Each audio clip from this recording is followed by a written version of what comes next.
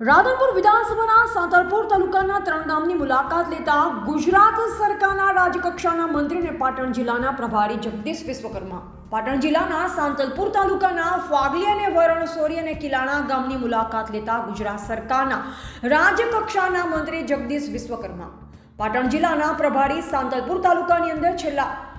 20 દિવસથી પીવાના પાણીની વિકટ સમસ્યા ઊભી થઈ છે, જેને ધ્યાનમાં રાખી મીડિયાના અહેવાલ બાદ આજરોજ ગુજરાત સરકારના મંત્રી અને પાટણ જિલ્લાના પ્રભારી જગદીશ વિશ્વકર્માએ ગ્રામ્ય વિસ્તારોની મુલાકાત લીધી હતી, જેમાં ગ્રામ્ય વિસ્તારોમાંથી રોડ, રસ્તા, પીવાના પાણી, લાઇટની અને શિક્ષણની ખૂબ જ જરૂરિયાત હોય ગ્રામ લોકો દ્વારા તેની રજૂઆત કરવામાં આવી.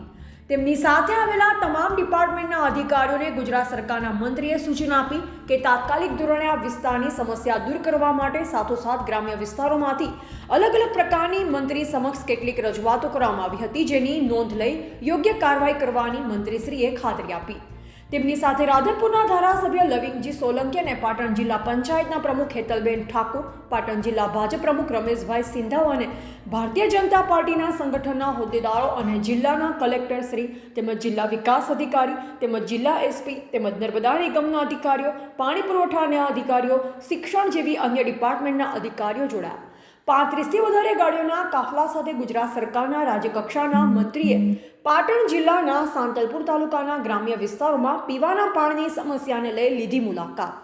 એવા જયંતિભાઈ ઠક્કર, સિહોરી, કાંકરેજ.